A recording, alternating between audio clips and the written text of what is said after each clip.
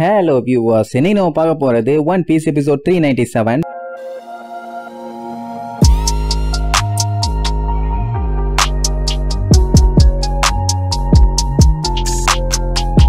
Open பண்ணா போன பாட்டுல நம்ம லூஃபி சும்மா கொல்ல காண்டாயி அந்த சார்லோஸ ஒரே அடி அடிச்சு தெரிய விட்டான்ல. அடிச்ச அடியில அவன்லாம் தேய்ச்சிட்டு போய் விழுந்திருப்பான். லூஃபியோட கைய பாக்கணுமே, அப்படியே இறுக்கி பிடிச்சிருக்கிறதுல கை பயங்கரமா நடுங்கும். அந்த அளவுக்கு வெறியில அடிச்சிருக்கான். சுத்தி இருக்கவனுங்க எல்லாம் பார்த்துட்டு அப்படியே ஸ்டன் ஆகி போயிருவானுங்க. என்னடா இப்படியும் முரட்டை அடி அடிச்சிட்டானேன்னு. செலஸ்டியல் டிராகன்ஸ் முன்னாடி ஏதாச்சும் சில்லறத்தனமா பண்ணாலே அவனுக்கு தாங்க மாட்டானுங்க. கோவம் கொப்பளிச்சு சுட்டு தள்ளிடுவானுங்க. இப்ப அவனையே போட்டு அடிச்சிருக்கான்னா இது என்ன சாதாரண சம்பவமா? அங்க பாருங்க அடி வாங்கினவனோட நிலைமைய. லூஃபி அடிச்சல அவன் கண்ணமே ஒரு சைடு ஒதுங்கிச்சு. ரெண்டு பல்ல வேற காணோம். தலையே தனியா கால் இருக்கணும். ஜஸ்ட் மிஸ்ல எஸ்கேப் ஆயிட்டான். அவ்வளவுதான். இப்ப நம்ம டீம் ஆளுகளுக்கே நல்லா தெரிஞ்சு போச்சு, இனிமேட்டு யுத்தம் தான் ஒரே வழின்னு. இங்க ஹச்சிக்கெல்லாம் தூக்கி வாரி போட்டுருச்சு. ஸ்டார் பிஷுக்கெல்லாம் என்ன பண்றதுனே தெரியல. ஏன்னா எந்த வேலையை செய்யக்கூடாதுன்னு சொல்லி சத்தியம் வாங்கி கூப்பிட்டு வந்தாங்களோ அந்த வேலையை லூஃபி சிறப்பா தரமா எல்லாத்துக்கு முன்னாடியும் தெரியற மாதிரி வச்சு செஞ்சுட்டான். ஒரு மூத்தர சந்துக்குள்ள வச்சு அடிச்சிருந்தா கூட எந்த ஒரு பஞ்சாயத்தும் இல்லாம சம்பவத்தை அங்கேயே முடிச்சிருக்கலாம். ஊருக்கு நடுவுல வச்சு செஞ்சுட்டானே. இத பார்த்துட்டு அந்த ட்ரெஃபால்கரும் யூஸ்டஸும் சிரிப்பானுங்க. பரவாயில்ல பையன் சம்பவம் பண்ணிட்டான்னு. அதுக்கப்புறம் கேஷுவலா லூஃபி நம்மள கிட்ட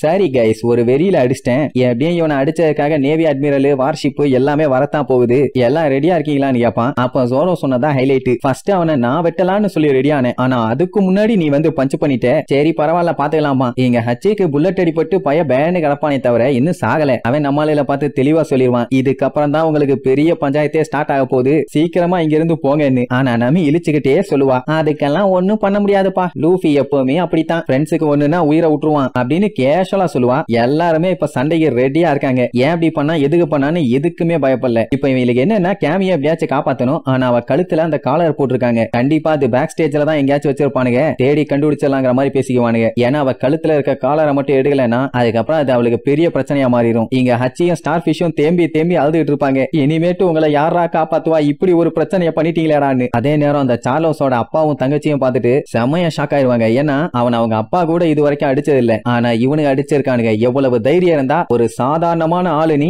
என் பையன் மேல கைய வைப்ப, உன்னை கொல்லாம விட மாட்டேன்னு கண்டமேனிக்கு சுடுவானா. அதுல ஒரு புல்லட்டுமே லூஃபி மேல படாது. சுத்தி இருக்கவனுங்க எல்லாம் பார்த்துட்டு பீதி ஆயிருவானுங்க. ஆஹா செலஸ்டியல் டிராகன் காண்டாயிட்டாயா, இதுக்கப்புறம் நம்ம இங்க இருந்தோம்னா கண்டிப்பா நம்ம எல்லாத்துக்கும் பஞ்சாயத்து தான், ஓடுங்கயா ஓடுங்கயா ஓடுங்கயான்னு அடிச்சு புரண்டு ஓட ஆரம்பிச்சிருவாங்க. எக்ஸப்ட் அந்த ரெண்டு பைரட்ஸ் இருக்கானுங்களே, ட்ரெஃபால்கரும் யூஸ்டஸ் கிட்டும், அவனுங்க மட்டும் அங்கேயே இருப்பானுங்க. மிச்சவங்க எல்லாம் கதறி அடிச்சு வெளியில ஓடிட்டு இருப்பாங்க. இந்த ராஸ்வர்டுக்கு ஒழுங்கா சுட கூட தெரியல. இதுல வேற இவன் செலஸ்டியல் டிராகன் பில்டப். அதுலயும் என்ன தெரியுமா சொல்லிட்டு சுடுவான், உங்க எல்லாத்துக்குமே பாடம் கத்து கொடுத்தாதான்டா சரிப்பட்டு வரும், எவ்வளவு தைரியம் இருந்தா எங்க மேலேயே கை வைப்பீங்க, நாங்கெல்லாம் பாரம்பரியமா எவ்வளவு பெரிய ஆளுங்க தெரியுமா, இந்த உலகத்தையே உருவாக்கினவங்க, எங்க மேலேயே கை வைப்பீங்களான்னு சொல்லி சுட்டுட்டு இருப்பான். சஞ்சி ஒரு பல்ட்டியை போட்டு வந்து அவன் துப்பாக்கிய மட்டும் தான் மிதிப்பான். அதுக்கே ரோஸ்வார்டு மேல கைய வச்சிட்டாங்கன்னு சொல்லி அட்டாக் பண்றதுக்காக செக்யூரிட்டிஸ் எல்லாம் வருவானுங்க. சஞ்சி வழக்கம் போல மிதின்னு மிதிச்சு திரிக்க விடுவான். சரி இப்ப இவங்க வந்தது எதுக்கு, கேமிய காப்பாத்த. சோ அந்த வேலையை பிராங்கி கிட்ட சொன்ன உடனே அவன் நீ ஒண்ணு கவலைப்படாத, அதை நான் பாத்துக்கிறேன்பா. அந்த டைமுங்கும் போது வெளியில இருந்து ஏகப்பட்ட காட்சுங்க உள்ள வர ஆரம்பிச்சிருவானுங்க. இந்த மாதிரி பைரட்ஸ் எல்லாம் அடாவடித்தனம் பண்றாங்க, அவங்களை எப்படியாச்சும் தடுக்கணும்னு. அப்புறம் அந்த கைதிகளை அடைச்சு வச்சிருப்பாங்களே, அங்க இருக்கிற ஆளுலையும் சேர்த்தி கூட்டு வந்துருவாங்க. அதுலயே உள்ள இருக்க அந்த ரெயிலிக்கு தெரிஞ்சு போச்சு வெளியில ஏதோ பெரிய கலவரம்னு. அப்படியே ஜாலியா அந்த ஜெயிண்ட் கிட்ட பேசிக்கிட்டே சரக்கு அடிச்சிட்டு இருப்பான். திடீர்னு பார்த்தா சரக்கு தீந்து போயிடும். அப்ப என்ன பண்ணுவானுங்க, ஜெயில மாட்டி இருக்கும், தூக்கி போட்டுட்டு அவன் பாட்டுக்கு தானே உட்காரணும். ஆனா அவன் அதை பண்ண மாட்டான். சரி தீந்துருச்சு கிளம்புவான்னு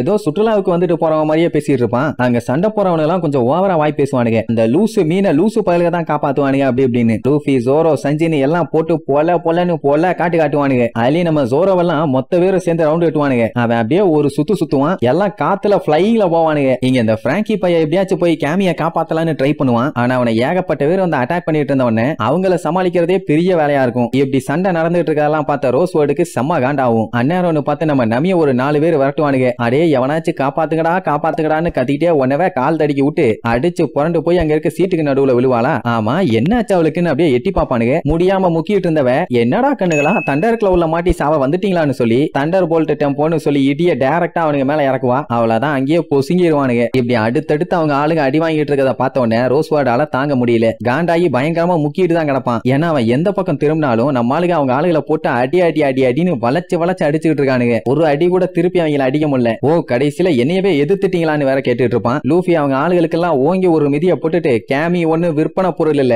அவ எங்க ஃப்ரெண்டுன்னு சொல்லி கத்துவானா. உடனே அந்த ரோஸ்வார்டு நேவி அட்மிரல் வார்ஷிப் எல்லாத்தையுமே வர சொல்லுங்க, எங்க மேலேயே கைய வச்சிட்டானுங்க, அவனுங்களை விடக்கூடாதுன்னு வேற சொல்லுவான். உடனே அவன் அசிஸ்டன்ட்டுக்கு பயங்கரமா ஷாக் ஆகும், இது அவங்கள வர சொல்லுமான்னு. ஏன்னா அவனுங்க வந்தானுங்கன்னா அந்த இடமே அழிஞ்சு போயிடும். அப்படித்தானே எனிஸ்லாபிய கம்ப்ளீட்டா அழிச்சானுங்க. சோ இப்போ அவனுக்கு வெறி முத்தி போச்சு, அவங்க பாஸ் யாருன்னு அவங்க பார்த்தே ஆகணும். கூப்பிடுறான் அவங்கள, இன்னைக்கு இவங்களுக்கு சங்கூதிடுறேன்னு சொல்லிட்டு ஓவரா பில்டப் பண்ணிட்டு இருப்பான். அப்படியே கட் பண்ணி இங்க உசோப்ப காட்டுறாங்க. அவன் இன்னுமே டிராவல் பண்ணி வந்துட்டே தான் இருக்கான். யார் யாரெல்லாம் அங்க போயிருக்காங்கன்னு சொல்லி மேட்டர் தெரிய வருமா. உடனே உசோப்புக்கு பயங்கரமா ஷாக் ஆயிரும், எது இத்தனை பேரும் போயிட்டாங்களா அப்படின்னா யார் யாரெல்லாம் இன்னும் போய் சேரல, இவன் ரோபின் ப்ரூக்கு அப்படின்னா எல்லாம் அங்க முன்னாடி போயிட்டாங்க. இது எப்படி நடந்துச்சு, எவ்வளவு பெரிய கிரேட் உசோப்பு, நான் போகல அதுக்கு முன்னாடி இவங்க போயிட்டாங்க. ஐயோ இந்த கொடுமையை என்னால தாங்க முடியலன்னு சொல்லி முன்னாடி வண்டி ஓட்டிட்டு இருக்கான்ல அவனை புடிச்சு படாத பாடுபடுத்துவான். டேய் சப்பமுக்கு சால்ட் மண்டையா, சீக்கிரமா போடா சீக்கிரமா போ, அவங்க தனியா போனாங்கன்னா அவங்களுக்கு தான் ஆபத்து, நான் அந்த இடத்துக்கு கண்டிப்பா போய் ஆகணும்னு சொல்லி அந்த வண்டியோட ஆக்சிலேட்டரை போட்டு முறுக்குன்னு முறுக்கி விட்டுருவான். அதனால என்ன ஆகும், அவன் சல்லுன்னு போயிருவான், இவன் வண்டியில இருந்து கீழே வந்துருவான். அப்பவுமே அவனுக்கு விழுந்த உடனே தெரியல,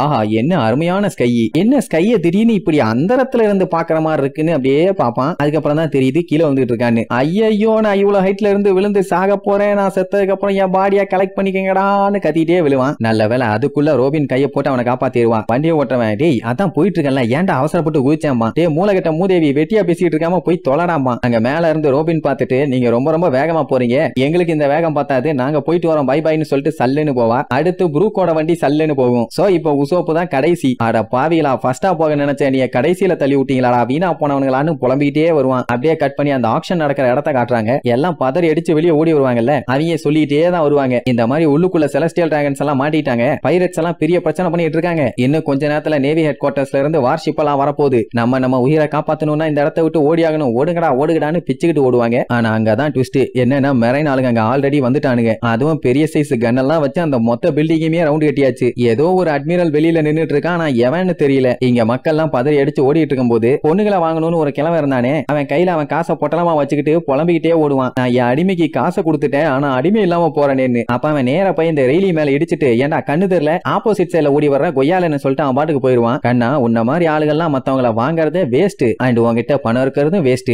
என்கிட்ட இருந்தாதான் பெஸ்ட்னு அவன் வச்சிருந்த பொட்டலத்தை இவன் கையில வச்சிருப்பான். அப்படின்னு என்ன பண்ணிட்டான், சுட்டுட்டான். நான் இந்த பணத்தை நல்ல வழியில யூஸ் பண்றேன்னு போவான். இங்க நம்ம ஆளுங்க சண்டை போட்டுட்டே இருக்கானுங்க, முடிவுக்கு வந்த மாதிரி இல்ல, அடுத்தடுத்து பாஞ்சு வருவானுங்களா. ஜோரோ என்ன பண்ணுவான், 36 பவுண்டுன்னு சொல்லி ஒரு வெட்டுவான். அவன் கத்தியோட போர்ஸ் நேரா லூஃபி சஞ்சியோட தலைய தாண்டி போய் அந்த கேமியர் காலே பாட்டில் அதை உரசிக்கிட்டு போகும். உடனே காண்டாகி தொண்டையிலேயே கத்துவானுங்க, ஏன்டா கொய்யால எங்க எல்லாத்தையும் கொல்ல பிளான் பண்ணியாடா பரதேசி பயலன்னு. நான் தான் சொன்ன எல்லா குனியும் சொல்லி ஏன் குனியலாமா, நீ எங்கடா சொன்னேன்னு பச்சையா திட்டிட்டு இருப்பானுங்க. ஜோரோ போட்ட வெட்டு கேமி இருந்த பவுல்ல போய் டச் ஆயிட்டு போச்சு இல்ல, அது என்னவோ அந்த பாதி பவுலே அப்படியே ஸ்லைஸ் ஆகி பொத்துன்னு கீழே விழுந்து உடஞ்சிரும். சோ இவ்வளவு நேரம் அடப்பட்டு இருந்தவ இப்ப ஃப்ரீ ஆயிட்டான். அண்ட் இவ பேசுறதையும் எல்லாரும் கேட்க முடியும், அவங்க பேசுறதையும் இவளால கேட்க முடியும். அச்சின் ஃபர்ஸ்ட் கேட்டது உனக்கு எந்த பஞ்சாயத்தும் இல்லையே, உன்னை எதுவும் பண்ணலையேங்கிற மாதிரி கேட்பான். பாவம் அவனே குண்டடிப்பட்டு போய் கிடக்குறான். ஆனா அவன் அவளை பத்தி கவலைப்படுவான். அவளுக்கு அது கவலையா இருக்குமா, நீ ஒன்னும் பயப்படாத, நான் ஒரு டக்கயோக்கி செல்லர், என்ன அவ்வளவு சீக்கிரத்துல எல்லாம் சாச்சிட முடியாது, நீ கொஞ்சம் பொறுமையா அங்க வெயிட் பண்ணு, உன்னை சீக்கிரமாவே வந்து காப்பாத்திடுறோம்பா. உடனே அவளுக்கு செம ஹாப்பி. லூஃபியை பத்தி நிறைய ரூமர்ஸ் எல்லாம் இந்த கிட்ஸ் பைரட்ஸ்ங்க கேட்டிருப்பானுங்க, அதெல்லாம் முதல்ல ரூமர்னு நினைச்சானுங்க. ஆனா இப்ப லூஃபி பண்ண அட்டூழியத்தை பார்த்ததுக்கு அப்புறம் தான் தெரியுது அது எல்லாமே உண்மைன்னு. 300 மில்லியன் பவுண்டிக்கு அவன் ஒர்த்துதாங்கிற மாதிரி இழிச்சுக்கிட்டே அந்த ட்ரஃபால்கர் சொல்லுவான். அப்ப லூஃபி அப்படியே திரும்பி கெத்தா ஒரு லுக்கு ஊர்றதோட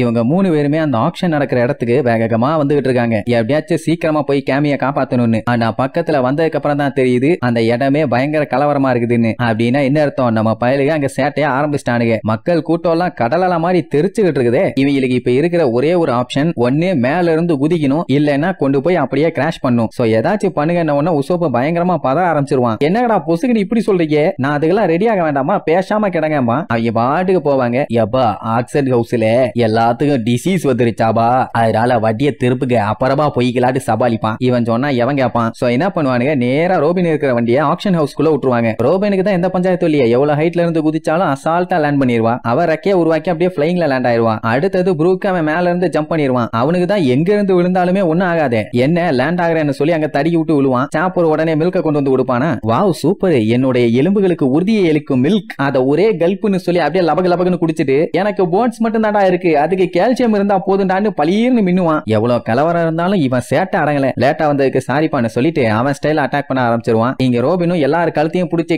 கிளச்சின்னு சொல்லி உடச்சுக்கிட்டு கிடப்பா. இங்க டிஸ்கோக்கு பயங்கரமா பதறும். ஏன்னா இந்த மெர்மைடோட விலை 500 மில்லியன், இவளை எப்படியாச்சும் பாதுகாத்தாகணும், உயிரே போனாலும் விடாதீங்கிற மாதிரி முடியாதுன்னு சொல்லிட்டு இருப்பான். இங்க உசோப் என்ன பண்ணுவான், உள்ள போயெல்லாம் குதிச்சா வேலைக்காகாதுன்னு சொல்லிட்டு அந்த ஆக்ஷன் ஹவுஸோட மேல ஏறி போய் நின்னுகிட்டு நான் ஹீரோ என்ட்ரி கொடுக்க போறேன்னு பயங்கரமா பில்டப் பண்ணிட்டு இருப்பான். ஏன்னா ஹீரோனா லேட்டா வந்தாலும் லேட்டஸ்டா வருவாங்களாமா. இந்த பில்டப் எல்லாம் கீழ இருந்து புகை வந்துட்டு இருக்கும். அந்த புகையில ஒண்ணும் தெரியாத வரைக்கும் தான் பேசிட்டு இருப்பான். புகை கலைஞ்சி கீழே ஹைட்ட பார்த்த உடனே அவ்வளவுதான், கையை காலெல்லாம் அப்படியே உதற ஆரம்பிச்சிரும். இவ்வளவு ஹைட்னு தெரிஞ்சா இவ்வளவு பில்டப் பண்ணிருக்க மாட்டேனே, நம்ம வேணா ஒண்ணு பண்ணுவோம், கொஞ்சம் டைம் எடுத்து பொறுமையா போவோம், அப்பதான் கரெக்டா இருக்கும்னு சொல்லிட்டு இருப்பான். அப்ப அந்த வண்டியை வச்சிருக்கவன் என்னடா நின்னுட்டு இருக்கேன்னு சொல்லி பட்டக்ஸ்லயே வந்து ஒரு இடி. ஐயோ கவுத்திட்டானே கபோதி, இப்ப நான் என்ன பண்ணுவேன், நான் சொந்தமா எல்லாத்தையும் பல்லான்னு பார்த்தேனே, என்னை இப்ப சாகடிக்க போறானுன்னு கதறிக்கிட்டே வருவான். அந்த டைம் அந்த ரோஸ்வாடுங்கிறவன் கோபத்துல கத்திட்டு இருப்பான். இந்த மாதிரி அவங்க பண்ணதுக்காக அவங்கள நான் அடிமைகளா மாத்தி சோறு கூட போடாம கொடுமைப்படுத்த போறேன், இனிமேட்டு அவனுக்கு வாழ்க்கை ஃபுல்லா நரகதான்னு சொல்லி நம்ம ஆளுகளுக்கு பயங்கரமா சாம விட்டுட்டு இருப்பானா. அந்த டைம் தான் கரெக்டா நம்ம உசோப் மேல தொம்முன்னு வந்து விழுவான். அதுவும் எப்படி பட்டக்ஸ்ல வந்து இடிச்சு விழுவான். ஷல்ரியா பார்த்துட்டு கதறுவான், ஐயோ டாடி உன்னைய பாடி ஆகிட்டாயிலேன்னு. விழுந்த உசோப்பு, என்ன நம்ம இவ்வளவு ஹைட்ல இருந்து வந்து விழுந்திருக்கோம், அந்த அளவுக்கு நம்ம பாடி டேமேஜ் ஆன மாதிரி தெரியலையே, என்ன கீழே பஞ்சு இருக்கான்னு பார்த்தா அந்த ரோஸ்வுட்டோட குட்டி நெஞ்சுதான் இருக்கும். மொத்தத்துல ரோஸ்வாட பாடி ஆக்கிட்டாங்கோ.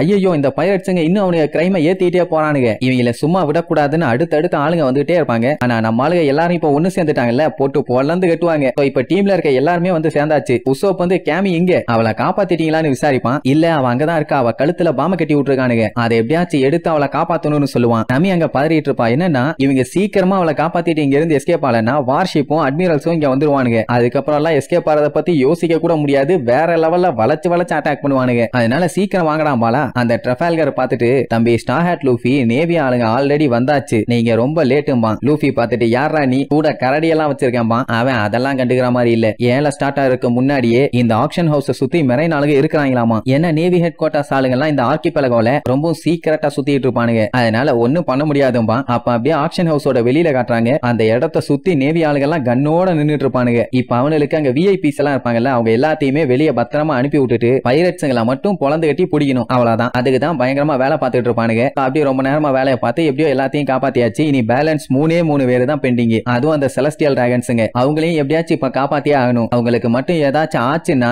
கண்டிப்பா அந்த பைரட்ஸ் எல்லாத்தையுமே பொளந்து கட்டிடுவோம்னு வெறியோட சொல்லிட்டு இருப்பானுங்க. இப்ப என்னன்னா வெளியில இருக்கவனுக்கு யாரை பிடிக்கணும்னு தெரியாம இருக்கலாம், ஆனா செலஸ்டியல் டிராகனை போட்டு பொளந்திருக்காங்கல்ல, அதனால கன்ஃபார்மா ஸ்டார் ஹேட் லூஃபியை தான் பிடிப்பாங்க. இந்த ஷோவை நல்ல இன்ட்ரெஸ்டிங்கா ஸ்டார் ஹேட் குரூ கொண்டு போயிட்டாங்களே, சூப்பர்னு ட்ரஃபால்கர் பாராட்டி தள்ளுவான். அவனை பத்தி ரோபினுக்கு ஆல்ரெடி நல்லா தெரிஞ்சிருக்கு. அவன் ஒரு பைரட்னு சொன்ன உடனே அவன் ஓகே அந்த கரடியுமா பைரட்னு நம்மால ஆச்சரியமா கேட்பான். அதுக்கப்புறம் பின்னாடி நின்னுட்டு இருக்காங்களே அவங்களும் ஒரு பைரட் கூட்டம் தான், ஈஸ்டர்ஸ் கேப்டன் கிட். இவனுக்கு தான் லூஃபியை விட பவுண்டி ஜாஸ்தி. அவன் லூஃபியை பார்த்து அப்படியே இழிச்சுக்கிட்டே நிப்பான். அதே நேரம் நம்ம கேமியை காட்டுறாங்க, அவன் பதற ஆரம்பிச்சிருவான். என்னடான்னா அந்த ஷல்ரியா இருக்கால, அவ காண்டாயிட்டா, என்ன இவளை தேடிதான் அவங்க வர்றாங்கன்னு தெரிஞ்சு போச்சு, அப்படின்னா அவளையே கொன்னுட்டா அவங்க பட்ட கஷ்டம் எல்லாம் வீணா போயிரும்ல, அப்படி பழி வாங்கலான்னு சுட போவா. உடனே டிஸ்கோ வந்து ஐயோ வேண்டாம், அவளோட ஒர்த் 500 மில்லியன் பெரிஸ், வேண்டாம் ஷல்ரியா வேண்டாம், இன்னும் அதுக்கு காசு கூட கொடுக்கலன்னு அவன் கெஞ்சுன்னு எஞ்சுவான். அவளுக்கு காண்டாயிரும். பின்ன அவ கண்ணு முன்னாடியே அவங்க அப்பாவையும் அண்ணனையும் போட்டு பொலன்னு பொலந்து கட்டி இருக்கானுங்க. அதுவும் இந்த மெர்மேடுக்காக. இவளும் ஒரு திமிரு பிடிச்சவ. அப்படி இருக்கும்போது இவன் சொன்னா கேப்பாளா, ஒரு சாதாரண ஆளு எனக்கு அட்வைஸ் பண்றானா, போடா வெண்ணன்னு சொல்லி டப்புன்னு அந்த டிஸ்கோவை சுட்டு தள்ளிடுவான். இனி அடுத்தது நீ தான் சாக போறேன்னு சொல்லிட்டு கண்ணை நீட்டுவாளா. கேமிக்கு செம்மையா பீதி ஆயிரும், அப்படியே பயந்து நடுங்க ஆரம்பிச்சிருவான். அந்த டைமுங்கும் போது நம்மளுக்கு எல்லாம் அவளை காப்பாத்துறதுக்காக வேகமா ரெடி ஆவாங்க, எப்படியாச்சும் அவளை தடுத்துடணும்னு. ஆனா அதுக்குள்ள சாவுன்னு சொல்லிட்டு அந்த ட்ரிகரை அழுத்துவா. திடீர்னு பார்த்தா அவ ஹக்கி பவரால அட்டாக் ஆகி அப்படியே பேன்னு கீழே விழுவா. அவளதான் ஸ்பாட்லயே அவளும் மட்ட. ஷல்ரியாவை யார் இப்படி பண்ணா யார் இப்படி பண்ணான்னு அத்தனை பேரும் அப்படியே ஷாக்கா பாப்பாங்க. அப்பதான் உள்ளுக்குள்ள இருந்து கெத்தா அந்த ரயில் என்ட்ரி கொடுப்பான். அவனுக்கு பின்னாடி அந்த ஸ்டேஜையே ஒட்டச்சுக்கிட்டு அந்த பெரிய சைஸ் ஜெயண்ட்டும் வெளியில வருவான். யாரா இவன் இவ்வளவு கேஷுவலா வரானேன்னு எல்லாத்துக்குமே அப்படி ஒரு பீதி. ஆக்சுவலா அந்த ரயிலி தான் அந்த ஹக்கி பவரை யூஸ் பண்ணிருக்கான். வந்து மொத்த ஸ்டேஜையுமே பார்த்துட்டு அந்த ஜெயண்ட் கிட்ட, பாத்தியா நான் தான் ஆக்ஷன் ஓவர்னு சொன்னல, பெரிய பஞ்சாயத்தே நடந்திருக்கு, நான் எப்படியோ கொஞ்சம் பணத்தையும் ஆட்டையா போட்டுட்டேன், இனி நான் நேரா கேம்பிளிங் ஹவுஸ்க்கு போலான்னு சொல்லி ஜாலியா சொல்லுவான். ஜெயண்ட் பார்த்துட்டு, அட சல்லிப்பாயில இங்க வந்து காசு ஆட்டையா போடதான் வந்தியா, நான் கூட மாட்டிட்டேன்னு நினைச்சாம்பான். ஆக்சுவலா இவன் இங்க வந்தது எவனாச்சும் இவனை வாங்குவான்ல அவங்கிட்ட இருந்து ஆட்டையா போடலாம் தான். பட் ஆனா அந்த மாதிரி எதுவுமே நடக்கலையே, இவனோட ஆல்கஹால் வேற தீந்து போச்சு, அதையும் வேற வாங்கணுமே, அதனாலதான் கிளம்பி வந்துட்டானாமா. இவனுக்கு அந்த ஜெயண்ட பத்தி எல்லாம் கவலை இல்ல, ஆனா என்ன மாதிரி ஒரு வயசான ஆளால எல்லாம் அடிமையால இருக்க முடியாதுப்பா, நான் ரொம்ப டயர்ட் ஆயிடுவேன்னு சொல்லி விழுந்து விழுந்து சிரிச்சுட்டு இருப்பான். என்ன இவன் வில்லத்தனத்தை வேர்ல்டு ரெக்கார்ட் பண்ற அளவுக்கு பண்ணிட்டு இப்படி கேஷுவலா சிரிச்சுட்டு இருக்கானேன்னு அம்புட்டு பேரும் இவனை தான் பாப்பாங்க. உடனே அவனும் பார்த்துட்டு, என்ன நம்மள எல்லாருமே குறுகுறுன்னு லுக்குறாங்க, அந்த அளவுக்கு அட்டென்ஷனை கிரியேட் பண்ணிட்டோமா. செக்யூரிட்டி இருந்த கார்ட்ஸுக்கு எல்லாம் ஒண்ணும் புரியல, ஏன்னா இவனு 2 பேத்தையுமே அவங்க ஜெயில தான் அடைச்சு போட்டிருந்தானுங்க, எப்படி வெளியே வந்தானுங்கன்னே தெரியலையேன்னு சொல்லிட்டு அவனுக்கு கழுத்தை பார்த்தா அந்த காலரும் இல்ல, அது இன்னும் தூக்கி வாரி போடும். எப்பறம் அந்த லாக் அன்லாக் பண்ணானுங்கன்னு ஒண்ணு மட்டும் இவங்களுக்கு நல்லா புரிஞ்சு போச்சு. ஏன்னா என்னதான் சண்டை போட்டாலும் இங்க இருக்கவங்கள வேணா தோக்கடிக்கலாமே தவிர அந்த ஜெயண்ட கண்டிப்பா தோக்கடிக்க முடியாது, எல்லாத்தையும் பொழந்துரும், நம்ம ஏதாச்சும் பண்ணணும்னு சொல்லிட்டு இருப்பாங்க. அப்ப ஹச்சி பார்த்துட்டு ரெய்லியுமானா அப்பந்தான் எல்லாத்தையுமே புரியும் இவங்க தேடிட்டு இருந்த ஆளு அவன் தான் ஷிப்புக்கு கோட்டிங் கொடுக்கிற கிராஃப்ட் மேனு. அவனுக்கு ஹச்சிய பார்த்த உடனே செம ஹாப்பி. என்னப்பா பார்த்து ரொம்ப நாள் ஆச்சு, என்ன திடீர்னு இங்க வந்திருக்க? ஆமா உனக்கு என்ன ஆச்சு, ஏன் அப்படி படுத்திருக்க, உன்னை யார் அட்டாக் பண்ணான்னு அப்படியே கோவமாவான். அவனால பேச முடியலையா, பரவாயில்ல நானே கண்டுபிடிக்கிறேன்னு சொல்லி அப்படியே அந்த இடத்த சுத்தி சுத்தி ஒரு 2 நிமிஷம் குறுகுறுன்னு பாப்பான். எல்லாரும் அப்படியே மிரண்டு போய் என்னதான் இவன் பண்றான்னு அப்படியே ஸ்டன் ஆகி பாத்துக்கிட்டே தான் இருப்பாங்க. தாடிய தடவிக்கிட்டே பார்த்தவன் ஓகே இப்பதான் புரியுது என்ன பஞ்சாயத்து ஆச்சுன்னு. சரி ரைட் ஹச்சி, உன் உடம்பு எப்படியாச்சும் நீ சரி பண்ணிக்க. ஆமா நீங்க தான் அவனை காப்பாத்தினீங்களான்னு நம்ம ஸ்டார் ஹேட் குருவை பார்த்து கேட்பான். ஆமான்னு சொன்ன அடுத்த செகண்ட் அவனோட ஹக்கி பவரை யூஸ் பண்ணுவான். உடனே அங்க இருந்தானே காட்ஸுங்க அவனுக்கு எல்லாம் பொத்துன்னு அப்படியே மொத்தமா கீழே விழுவானுங்க. அவன் அசையல வந்து அட்டாக் பண்ணல, பாயல, குதிக்கல, மேயல, எதுவும் பண்ணல, கூட்டத்திலேயே காலி. அதை பார்த்துக்கிட்டு இருந்த அந்த 2 பைரட்ஸ் கூட்டமும் மிரண்டுருவானுங்க. இந்த அளவுக்கு பவர்ஃபுல்லா இருக்கான்னா கண்டிப்பா இவன் தான் அந்த சில்வர் ஸ்ரைலியா இருக்கும்னு. நம்மளுக்கு இவன் யாருன்னே சுத்தமா தெரியல. ஆனா அவன் நம்ம லூஃபிய பார்த்துட்டு அந்த ஸ்டார் ஹேட் பயந்தாங்கோலிகளுக்கு தான் கரெக்டா இருக்குங்கிற மாதிரி கிண்டல் பண்ணுவான். ஆனா சிரிச்சுக்கிட்டே லூஃபிய பார்த்து நான் உன்னை ரொம்ப நாளா மீட் பண்ணணும்னு ஆசைப்பட்டு இருந்தேன் மங்கி டி லூஃபி, எப்படி இருக்கேன்னு அவன் கேட்கும் போது நம்மால அப்படியே பேந்த முழிக்கிறதோட இந்த எபிசோடுக்கு எண்டு கார்டு போட்டு முடிக்கிறாங்க.